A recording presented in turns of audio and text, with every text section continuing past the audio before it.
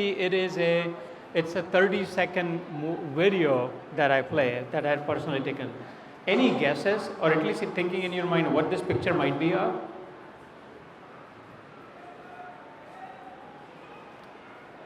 It looks like a house, right? And you see some smoke coming out. Any guess around what the smoke might be about? So this was about 9 months ago. I took this picture. It's a funeral home. Everyone understands funeral home, right? And the brown smoke is the smoke of a brown person, like me and some of you, who is just burned into the electric oven there. And the point being, so this was a TED talk. Should I hold it? So everyone can hear properly? I'm not sure if the mic is working right. So this was supposed to be a TED talk for adults. So today we will modify this a little bit because I don't want this to be too heavy-handed. Hopefully we can engage. Maybe I can talk for a little bit, and I have some questions for some of you or anyone who wants to engage toward the end. The two questions that I will ask at the end of this. One is, what did you pick up from today's conversation, right? What was your takeaway?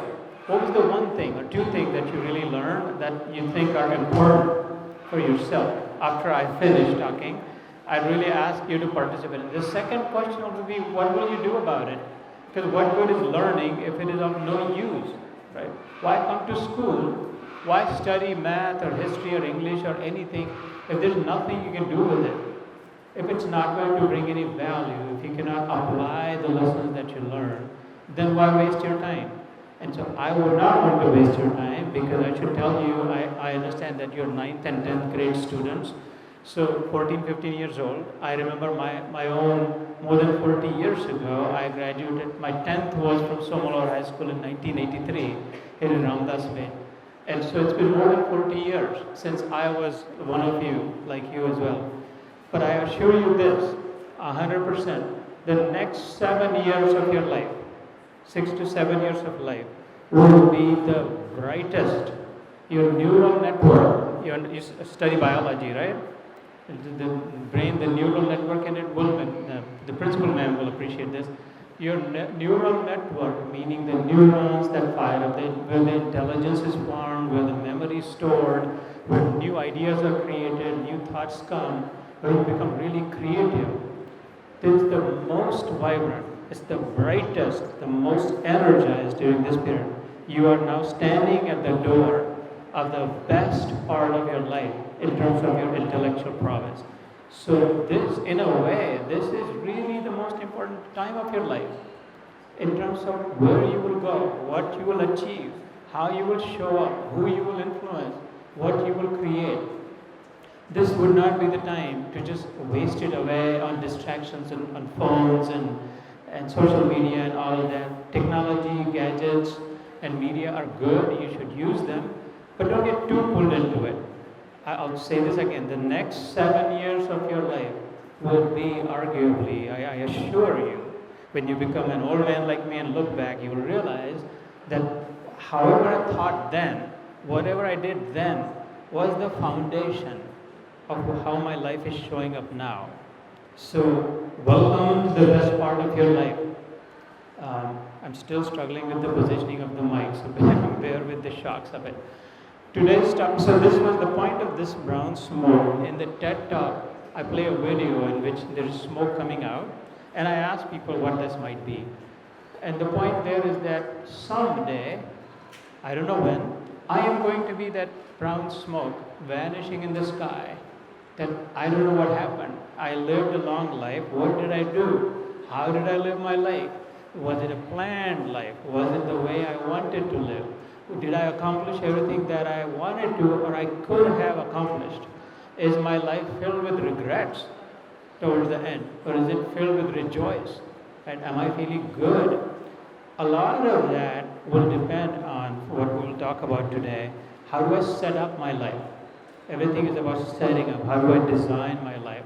How do I bring balance? And the topic today is rebalancing life, right? You may have heard that today's topic is rebalancing life. When we put in English re word in front of any other word, Generally, what does that mean? Like repeat or redo, or what does that mean? What is the meaning of re?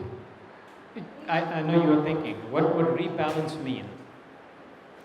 I know you know this. It's either too early or you're shy. I know you know. This is the school of scholars, after all. Definite, and you're younger than me, so I know you know this. Essentially, that something is already there, but it has gotten out of whack. It has lost its traction, and I need to bring it back on, right? So rebalance assumes that at some point there was balance, or that balance is valuable, balance is important, and it's no longer, it doesn't feel like balance, and I need to rebalance. Would you agree? Right? And so that's rebalancing life. And so the assumption is that you understand this. For example, most of us know how to ride a bike, right? Like a cycle or motorbike. When do you fall normally? When the bike falls, what happens? When you lose balance, right? And again, I know you're just being shy. I know you all this. When you lose balance is when you fall. What happens when you fall? You get hurt. It hurts. It sucks. Do you like it when you hurt? Do you like it when you fall? Do you want to fall again? Do you want to hurt again? And so it all happened because you were doing fine, the left pedal and the right pedal, and you're having fun, and then suddenly something came along, like a bump in the road. Or most falls happen when we are distracted. Keep this in mind, because that's what happens with life. We fall in life, or we fail in life when we're distracted. Most accidents happen, statistically, data shows, most mess-ups happen when we're distracted from the task at hand. Whatever I was supposed to do right now, I was doing fine, and then I got distracted, and then I lost my balance. And so it is with school, so it is with life, so it is with relationships that are important to us, so it is with our plans, so it is with whatever we're trying to achieve, that we start well, and this is your formative age, meaning this is when everything is forming. This is when your life is forming. You have two options. You can let life happen to you, meaning I don't know, I don't care, I don't have time, I just want to have fun, whatever, wherever life takes me, however it happens, happens. Or you can take control. You want me to try that? Okay. Let's try this. I think this is better. Yeah? Okay.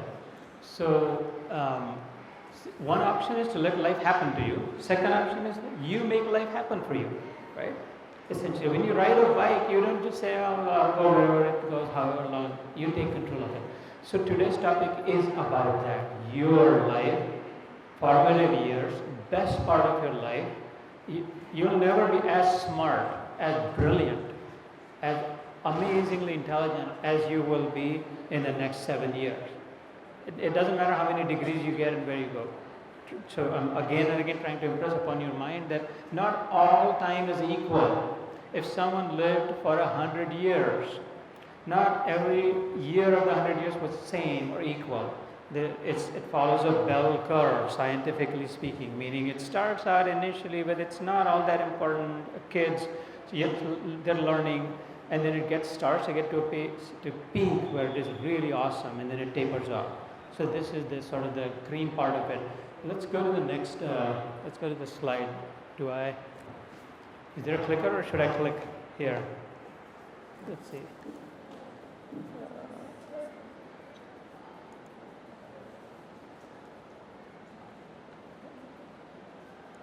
There we go. Maybe I can use some help at some point. So, there we go. So, the struggle today, again, this was more based on the TED Talk.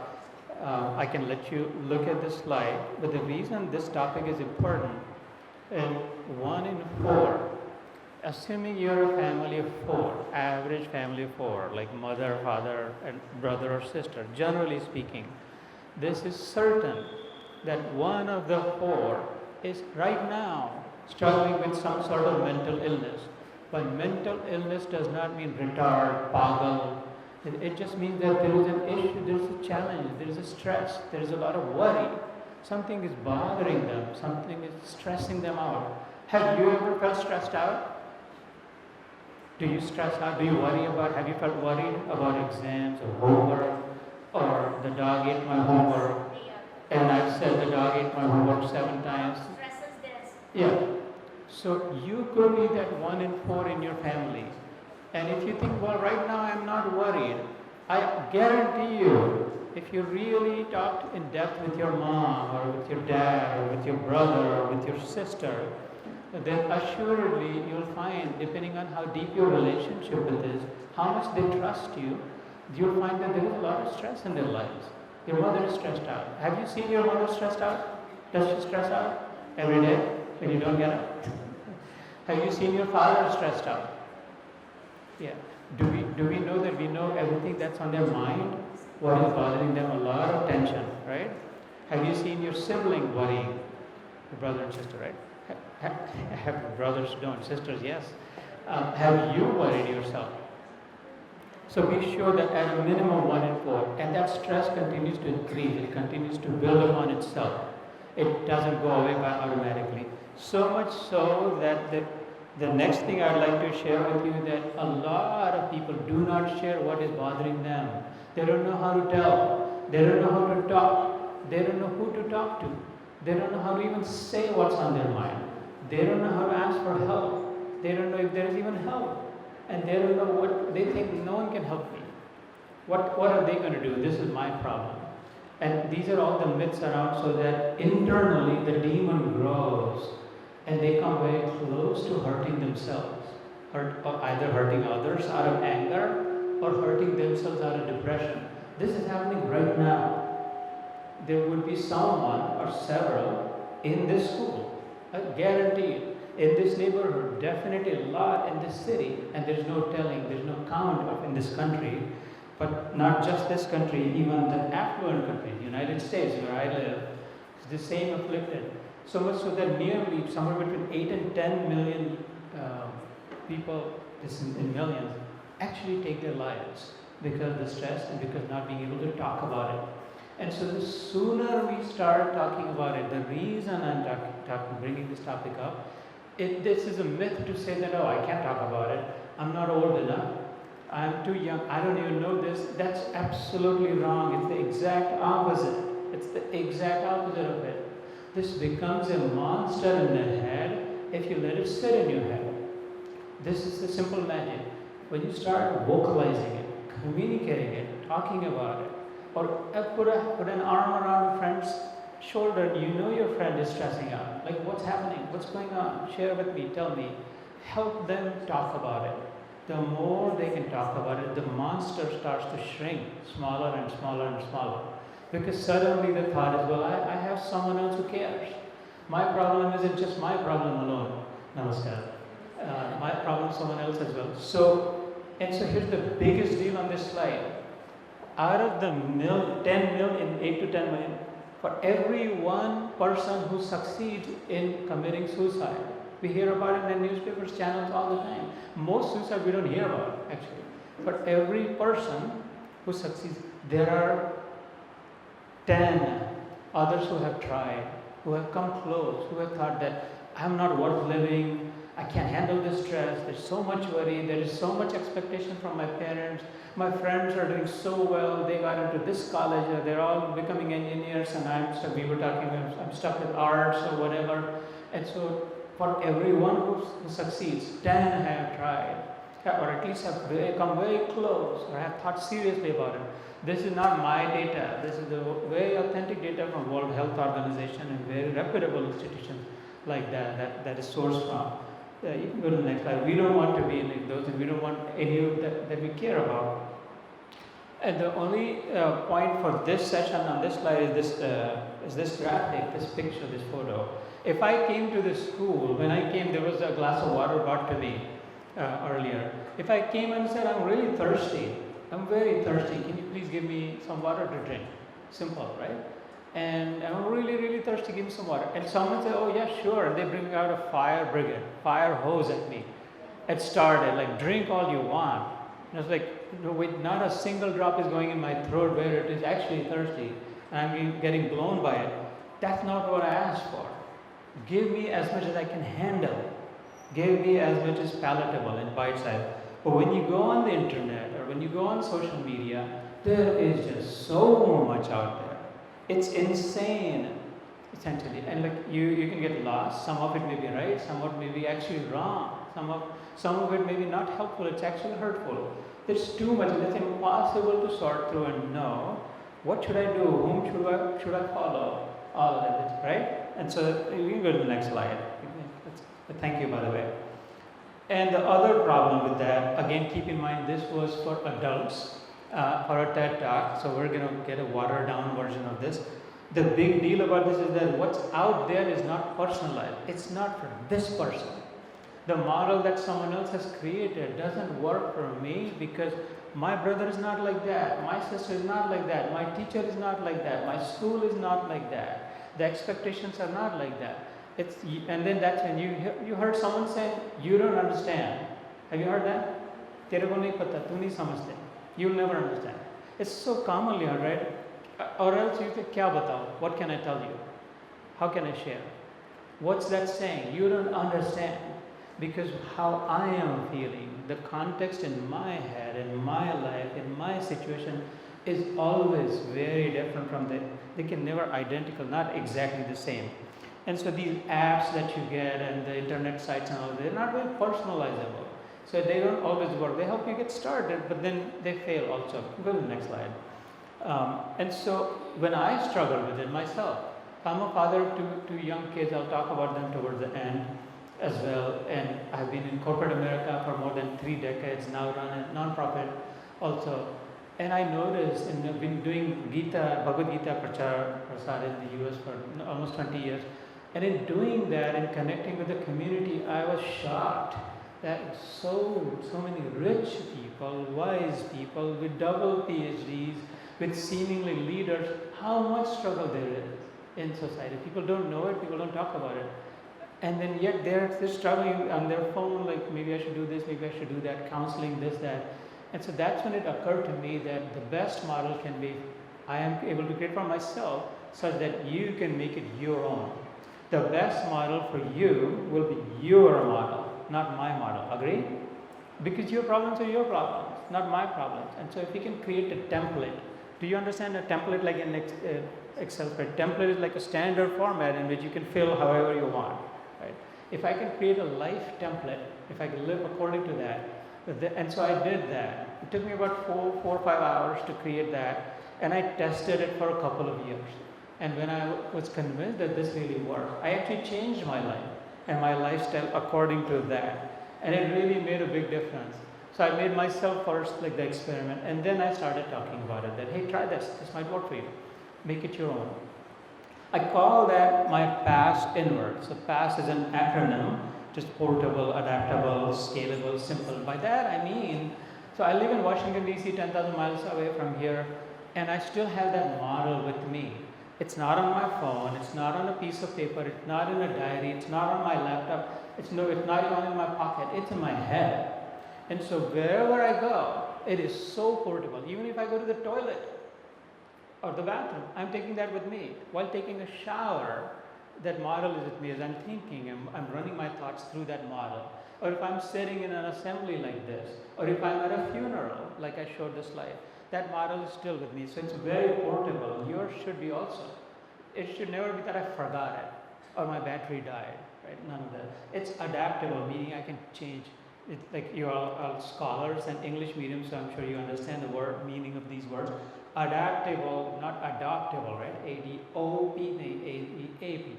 It's a difference between those two. That it can flex, it can change as needed based on circumstance, based on the situation. And it's scalable as in I can use it for myself, I can use it for my friend group, for my class, for my school, for my neighborhood, for my city, for my community, even for my nation. And I mean, today we're not going to have the time to do that. I was talking to the principal man that maybe next time we can take one element of it and have like a workshop rather than a lecture like we, okay, let's pull out, create your model. Next time, we take one layer at a time. So that by the end of this school year, at least this group of leaders have a way to think about how to live, what's your life about, how you're going to succeed, and you start becoming a role model yourself. You model that behavior, and others feel like something is right with this, something is happening good, something is right with this kid. What is he doing that's different from me? What is she doing? And then they'll ask you, and you're able to teach. You can become the leaders yourself as well. So maybe we can engage in that. And the biggest deal is that it's got to be simple. I'm a fan of simple. I hate anything that is complicated because I'm not as smart as you all are. I'm also not as young as. So everything has to be simple, made simple for me. Anshu had to drive me here today. Even the location pin doesn't necessarily work for me. So you will see that it's simple. And why pass? Why inward, by the way? Because I'm a big believer that the only way out is in, if you know what I mean. And I want you to think about it. What does that mean, the only way out? All your problems from the outside, the only way out of those is inward, inside you. Next time when we talk more about, because the key is inside. If you go to a hotel in America, there are, when you live in lodges or bigger hotels, there is a treasure, there's a chest in which you can keep your valuables, your wallet. And then when you enter, there's a sticker on it that says the key is inside. That you will find the key inside. Take that out.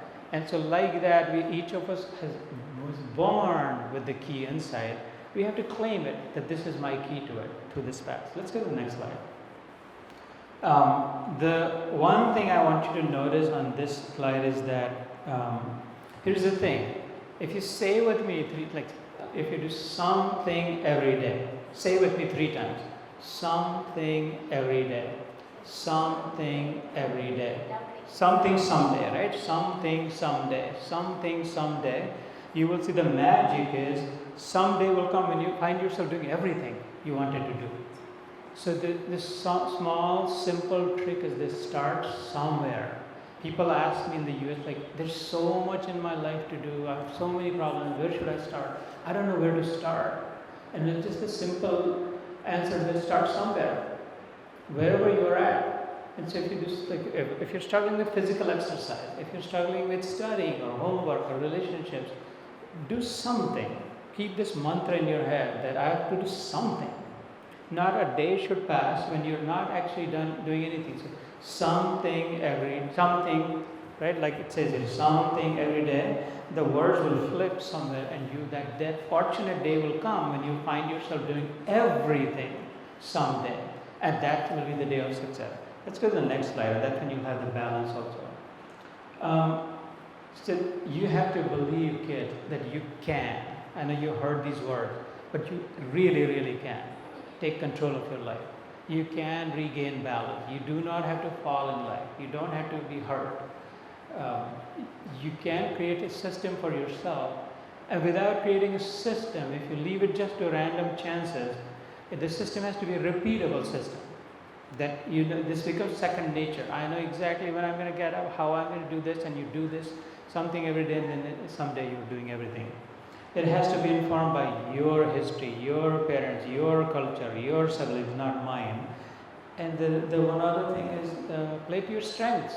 Don't try to play to someone else's strength. Just because someone is a great athlete and they can run so fast, don't push yourself to run faster and faster and faster and tire yourself out and really exhaust yourself. You might have a completely different strength that is as valuable. It could be more valuable. I would rather that you spend time identifying your strength, meaning what three ways to find out. What am I good at? What do I like to do? And what do I have fun doing? If you push yourself to think, what am I good at? It doesn't have to be running or biking or swimming or studying or music. What am I good at? And from, let's say, 3 things I'm good at, what do I like to do? Of those 3 things, for example, right? And again, this is what we'll do in the workshop perhaps. What do I like to do? And then from those, what do I have most fun doing it? Fun is the critical component of life. We were born out of fun, we must die in fun as well. So here's a red flag. You understand red flag, right? What that means? Red signal like, no, something is wrong, you can't go. If you're not having fun in life, whether you're a teacher or a principal or an owner or a student, or if you're not having fun doing what you're doing, the system around you You can call God if you want. This is telling you that something is not right. Pay attention. If you're not experiencing fun, then the way you're doing it is not right. Or whatever you're engaging is not right. Because fun is part of life. Fun is part of the design of life. It's impossible to live. It's very hard to live without fun. Fun is different from frolic. You understand the word frolic? It's just like superficial, just like time pass fun. Fun is different from frolic. Fun is when you're feeling fulfilled. Fulfilled, not half filled, right? If you again carefully pay attention to words, when you feel fulfilled doing something, that is when you're having fun. And so it is important to identify whether you're having, and if you're not having fun, you realize that some mental issue is starting to happen. You should talk to your teacher. You should talk to your big brother or big sister or your friend or your parent or whoever you think that, hey, I'm doing this, I'm okay at it, I'm just not having fun. You do not have to become an engineer or a doctor or a lawyer or what someone else says. This is the time when you get to make some certain decisions. Like I became a chemical engineer. I practiced chemical engineering for 1 year of my life. After that, there was no chemical engineering in my life. And now looking back, I wish I could have done something else very different. And we were taught, you felt the same way, right? So don't become a victim of the system because you let it happen to you. Don't me or our generation, we didn't know that we could choose. But I'm telling you, we're telling you, all of us are telling you that you can choose. In fact, you must choose what you want to do, where you want to do. And it is a myth, it is wrong, it is not true that only engineers succeed or doctors succeed. Doctors mightily fail also. Engineers can absolutely epic fail, and lawyers can be legendary failures also. And those who are none of these three can also be absolute shining successes also. But you gotta find that out by saying, what do I like to do, what am I good at, and what do I have fun doing? Fun will take you far. If it is real legit fun, it's not just frolic. And so that was the point, is that it should align with your purpose. Like, what do I want to live for? What do I want to do before I turn up like the brown smoke we saw in the first slide, right? Let's go to the next slide. Otherwise, if you don't rebalance, there's just going to be so much thrown at. Every day will feel like, oh my God, this is a jungle. What am I supposed to do now? This, and this, and this, right? It's a mess, hot mess sometimes. And normally then whatever is in front of us, we just do it. And then the next task we do it. Or we follow some to-do list or some bullet list or some Excel spreadsheet. And at the end of the day, very tired. I'm like, I don't know what I did. Where am I going? What's happening? Because we're not in control. If you sit on a bike or a motorcycle and just let it drive itself, it's not going to take you where you want it to go, will it? No. Unless you have a Tesla like I do, which comes with a full service drive, in which now you can, but you still have to put an address. My son and I drove like more than Kashmir, Kanyakumari, to drop him off in Phoenix, 3,000 miles. And you can put the address of where you want to go, and then it drives itself completely, if you want, by paying. But you still have to do two things. You have to know where you want to go and put that exact address. And time to time you have to pay attention still. It requires you to pay attention to make sure that it's going. But until that time, there is no Tesla for life. That's just a vehicle to take the physical body. You have to be in control. Otherwise, it will just take you wherever, and guaranteed it will crash at some point. Which is why so many people come close to suicide or have mental illnesses. If we don't control our life, it is guaranteed going to crash at some point, bump into someone else. That's when we make someone angry, or we get angry at someone else, or someone is really pissed off, or then someone takes revenge, all kinds of problems. Why? Because they're bumping into each other. Like when you're driving in some streets in Nagpur, 2-lane highways, 7 cars trying to go, they bump into each other, and then that's when the issues start to happen. You can take control. The message is you don't have to be like that. You don't have to grow up like I grew up. You can be very different. Even with such a failure system, if I could succeed in life, imagine if you could design a better system, how much farther you could go. Oh my God, there's no telling. Each of these kids, I cannot imagine each of them. Let's go to the next slide. So what does the model look like that I've set up? It's very simple. It's just a bunch of circles that are drawn. This is my model. I live by this. It's always in my head, and this does not allow me to fail. all it has is my core, C-O-R-E, right? I'm sure you understand the meaning of the word core. Understanding the meaning is one thing, but really going deep into it is another, right? Just I know English, I know dictionary, I know the spelling, I know the grammar, I know the word, does not mean I have experienced the meaning. So I push you to think deeper as you're learning language, as you particularly English, as you're learning, when you pick up new words, new vocabulary, think about what that is saying. Don't just memorize it, think about what it means. So when I say core, I know you know the word core, but like really, and we'll talk about that in a moment in the next slide also. So we identify our core, and then the first thing, after paying attention to our core, the very important thing, you pay attention to your personal well-being. If I don't know how to swim, I cannot save anyone else who is also drowning, right? I have to learn to save myself first. Your first obligation, your first duty, your most important job is to make sure your well-being is in place. Physically, mentally, emotionally, spiritually, that you are in good shape, you are feeling good, is the most important thing in the world right now. Should be for you. And there is a way to do that. Not what about them, what's happening there, politics, this nation, that war. First and foremost, are you feeling good? Because if you're not, then the world is going to be really bad. But if you are feeling good, then you can handle the world, you can help others, you can do a lot of other things, right? So pay attention to that. We'll talk about what are the vital signs, how do you look for that. And then the third is then, beyond that, the key relationships. Thank you. Your key relationships, you don't want a bunch of different relationships, like kachra patti, ye bhi hai, wo bhi hai, wo bhi. You pick a few. Like, you understand the key. Do you know keychains, right? People carry keychains. Like maybe some of you do, I'm sure your dad does or someone. How many keys do we carry in a keychain? Normally, how many keys would there be? In anybody's keychain, average 4, 5, maybe 6, maybe 3. But you don't see like 20, 30 keys in a keychain, right? Like you see maybe very select, and those are the important keys. That doesn't mean that in that house there aren't any other keys, but these are the important keys the owner wants to carry. And so that's how it should be with the relationship, that you have to know and first prioritize key relationships, 5, 6 of them that are like absolutely critical. Otherwise you'll be wasting life. But that is key relationships is less important than your personal well-being first. You don't want to waste your time and life and attention and energy on managing relationships when you haven't paid attention to your own personal well-being first. So it's in that order of priority. And then after that comes this, I call it bread and butter for my stage of life. Again, this was a TED Talk for adults. The bread and butter meaning what do I do for a living and what do I do for fun beyond that, right? What do I give energy to and what do I receive energy from? Like when you eat bread and butter for toast in the morning, isn't it hard just to eat bread?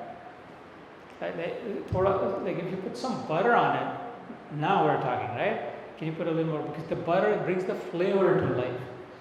But is the butter the real nutrition? Can you just eat a bunch of butter and no bread? No, you gotta have more bread and a little bit of butter. And so, because the nutrition is in the bread and the flavor is in the butter, right? And the combined effect, the together. And that's how we have to contribute to society.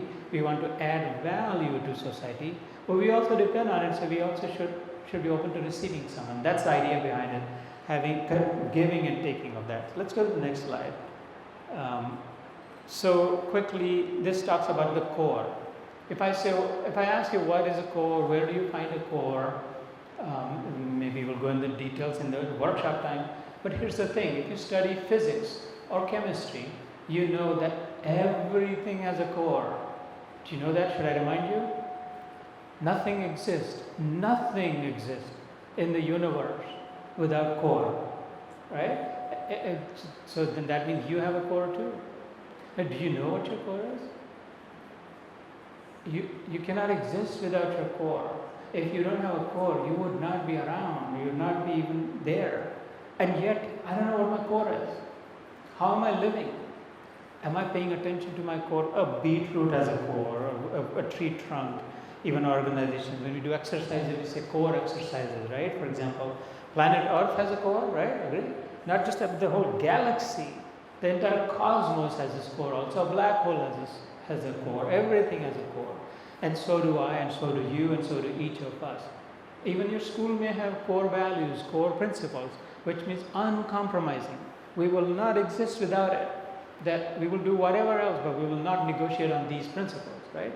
Because those are sort of the DNA of the school or organization. So if we have most people, adults, like 99.9% of the population of the world, don't know this concept that I am built around a core, and I don't mean the body, I'm talking about me, the person, the whole person, the complete person, not just the physical body. There's a core, and though people don't know this or don't think about it, don't know what's in their core. And all their lives, they're struggling to find something that is not feeling right, or that wonderful, without knowing that that core is within you, is inside you. And so that's the idea. Well, let's go to the next. So the point here was the core, that you really think deeply about it. If we ever do the workshop, we will take time to identify each of your core. What really drives you? It could be a value, maybe truth, maybe commitment, maybe integrity. It could be a sport that I am so passionate, like maybe Tendulkar or whoever, that day and night I just live and breathe, and just, it's all about that for me. It could be someone's nation, country. It could be someone's God. It could be someone's purpose in life. It could be, and I'll show you in a moment what my model looks like. That if that's not in my life, if you took cricket out of Tendulkar's life when he was your age, he would feel like he's a dead boy. He would be miserable, right? You can read about it as an example. So I would ask you to sit with yourself someday on a weekend when there's less homework and think about what's in my core, what drives me, what's the prime mover. This is an engineering concept. When electricity is generated by something, a big mover that moves, and then that creates the charge and the electricity, all of this. If the prime mover stops, there is no electricity that is generated. When the prime mover starts to move, rotate again, there is electricity everywhere. And so it is that you have a prime mover you should identify also. Let's go to the next slide. Your personal well-being, your physical, mental, emotional, every day, do you do some physical exercise? Do you do some stretching or some running every day without fail? Do you prioritize that before your social media or gadgets or chit-chatting or gossiping or finding about that cute boy or that pretty girl or any of that? First, have you taken care of your personal well-being? Is your physical? Have you do something for your mental well-being? Do you read something that's inspirational every day? Maybe do you meditate someday, or maybe do you listen to some inspiring leader for a little bit of time, or maybe you just do thinking of something important to bring sanity, to bring balance, to reduce distraction. Are you able to stay without the phone for some time so that you have your brain back and you have not outsourced your brain to the device also? So we create your own, and then intellectual and spiritual. So spiritual would mean kind of like religious, but it goes way beyond religion, right? Spirituality. Again, we'll talk in detail when we get to it next time. Next slide. So the idea was, first identify our core, make sure we clearly know it, that's what's driving me every day. The reason I wake up, what excites me the most, the reason I come to school, the reason I'm doing homework, I want higher grades and I want to go to bigger school. Why is that? It should not be because your father tells you or your mother makes it, or that you have to earn more money, or you have to go to foreign. But why? You keep asking why, until you hit a dead end, because that's your core. When you can no longer ask why. Why care about what my father is telling me? Why do I want more money? Why? What will happen if I go to America? Why? In the end, what am I looking for? Once you've identified that's your core, then build your daily life first about your well-being, your physical, your mental, before you do anything else. It must be part of your life. Then we look at the key relationships. So this is in order of priority, right? In this circle in geometry, the closest to these are concentric circles, right? The inner one will be the closest to the center line. And so your key relationship should not be that you want something from. This is a mistake that most people make. Well, these are my clients, or because I want something from them. They'll give me something. It's the opposite of it. That you don't feel like your life is good or happy without seeing them happy. It could be your dear friend. It could be your brother. It could be your sister. It could be some people that you absolutely feel like I live for them. That their success, their life, their mental peace is as important to me as it is to them. So identify, work hard. It doesn't have to be always only your mother or only your father. It could be different for different people depending on how your lives are organized. And it also changes through the life stages as you grow. Different people come into your lives as well. So identify a handful. You should be able to count on one hand. These are my key relationships that even if I succeed, my well-being, my success, it doesn't feel fulfilled. It doesn't feel right because this person that I deeply care about is not succeeding, and that therefore my life is not. Find out who those 5 or 6, it could be your mother, your father, your brother, your sister, your friend. For someone it could be their dog or cat or however, but you should know, and then really prioritize more time with them. Give your time with them, which requires you to be physically with them. Just texting, just forwarding messages, just talking on the phone only goes this far. This is about physical bonding. Figure out how on the weekends or in the evenings you're going to go for a walk or going to spend some time and sit and listen to them. That's how you handle your key relationships also. It's not too early. This is when you need to start on this path. You got 7-8 years. You got plenty of time and you're getting a head start. If you do this right now, you will be mind-blowingly successful. By that I don't mean you'll necessarily be millionaires, billionaires, but you will know that you have fulfilled your life and that you don't find anyone else who is as happy, truly with or without anything or anyone without you. You can do that. Let's go to the next slide. We'll wrap up quickly. And then the last part is, start thinking about, what do I want to do when I grow up? Everybody is asking me to become a computer engineer. But I don't care. I'm good at it, but I don't have fun doing it. What else? I have a lot of fun taking photos, pictures, or painting, or whatever. You could become the world's best, truly become the world's best at that. And that's what it is about. You can read about inspiring people who have made choices like that. And so, and then beyond that, how do you want to contribute? You don't want to live just to take. Here's another secret that most adults, 99.9% of adults like us, miss out. That if I don't contribute more than I consume from the society, I will never be happy. The net, that sum total, I must contribute more than I'm consuming. If I'm that's why we put money in the temple, for example, because we take prasad, we use their water or bathroom or whatever. We have to put something. I should give something more, a little bit more than I received. If you can fashion your life, if you can tailor your life, that how am I going to go? I come to this school. When I graduate, right now I'm heading the LIT's Alumni Association, the NRI chapter. And how are we going to contribute to LIT? Because we received something from LIT through the education that we have. So for your community, for your team, for your friends, for your family, if you're receiving love from your dog, then you have to figure out how are you going to contribute more. A little more than you're receiving. And that's the other one, the fun part of it. So let's go to the next slide. This is my balance. I do live a balanced life. I can tell you that my life is in control. And so what I did I spent a lot of time searching what's in my core. Can anyone tell who this is? Yeah? Can you say it one more time?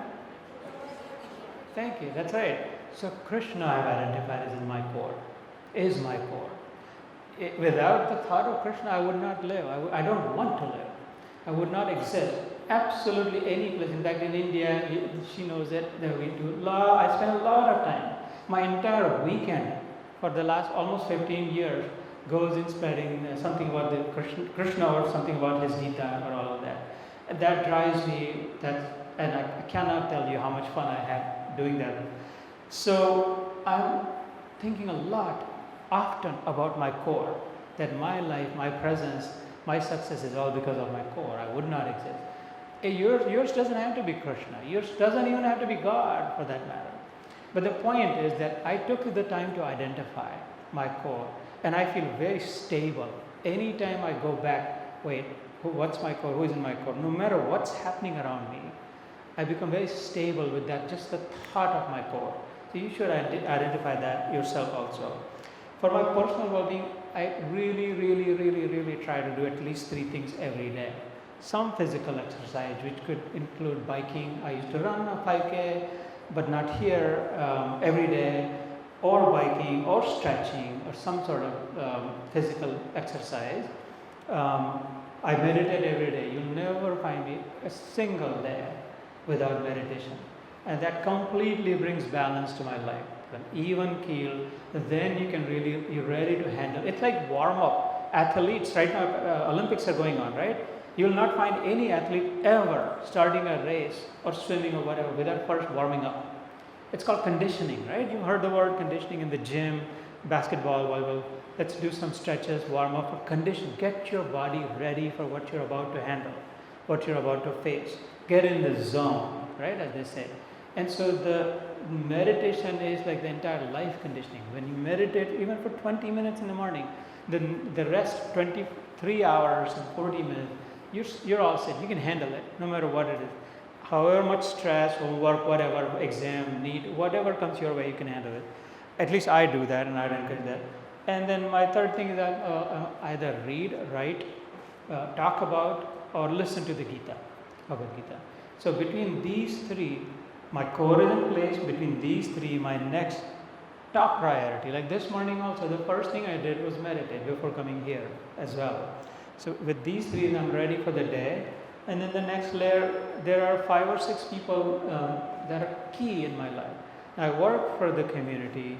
I run a large international NGO called Share Our Strength, which entirely caters to school feeding. We are all privileged that we get to eat good food in school before coming to school, right? And bring good food. But there are millions in India also and elsewhere who don't have that privilege, who don't know where their lunch is going to come from, who cannot come to school because they don't have food. And so what I do, my organization does, is we build kitchens, and we do on Tuesday we're inaugurating a kitchen in MIDC here that will start serving 20,000 meals per day to poor kids. And then we're starting another project for 50,000 meals in Nagpur, also near Koradi. So in doing that, you can imagine, and then Gita, there are so many people that I come across and that I honestly deeply care about. But in my key chain of life, there are 5 or 6 key relationships that no matter how much I succeed or how I feel good about, I cannot feel like. As a father, for example, I've got my son and daughter. This picture was taken on Mount Denali, beyond the Arctic Circle, when we'd gone on vacation last summer. My son right now works for Deloitte as an IT professional, and my daughter, his name is Kanha, like Krishna's name, and then my daughter Mohini is finishing her PhD in astrogeology at Arizona State University. She's one of the scientists in the Mars rover that's right now on Mars, and she gets to handle the camera on it and name the features. But it has taken a long time in managing those, and then that's my wife Madhuri also. But there are a couple other people that are not in the picture. So I always know when I have time left, who do I want to, every day I make sure that their well-being is intact. That I cannot sleep without making sure that they're in a good place also. And so you got to be able to identify. It's not too early. You might think, well, I'm just a student, I'm just a kid. Start thinking on that. And then my work is twofold. I do serving the hungry kids, and then obviously Krishna also. So this captures my life model. Every day I take it with me. Every day I know how I'm going to live my day, my year, my life.